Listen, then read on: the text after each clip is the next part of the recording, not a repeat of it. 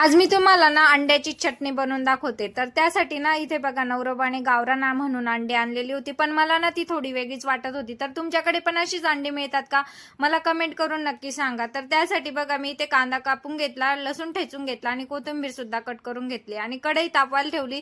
त्यामध्ये तेल टाकलं आणि जिरे मोहरी सुद्धा टाकून घेतली, लसूण टाकून घेतला आणि लगेचच कांदा सुद्धा टाकून घेतला आणि तो परतून घेतला छान असा आणि लगेचच हळद टाकलं। त्यानंतर मी इथे लाल मिर्च पावडर टाकून घेतली, लगेचच मीठ सुद्धा टाकून घेतला आणि ते पण छान असं 1 मिनिट तेलामध्ये फ्राय होऊ दिलं आणि लगेचच कोथिंबीर सुद्धा टाकून घेतली। आणि ना मला 2च अंड्याची भुर्जी बनवायची होती, त्यामुळे मी ना इथे 2 अंडे छान असे फोडून घेतले आणि बघा अशा प्रकारे आपली अंड्याची चटणी तयार झालेली आहे। तर तुम्ही पण अशीच अंड्याची चटणी करतात का मला कमेंट करून नक्की सांगा। कसा वाटला व्हिडिओ नक्की सांगा आणि व्हिडिओला लाईक करा, शेअर करा, कमेंट करा आणि चॅनलला मात्र नक्की सबस्क्राईब करा। चला भेटूया अशाच पुढच्या व्हिडिओमध्ये, तोपर्यंत बाय।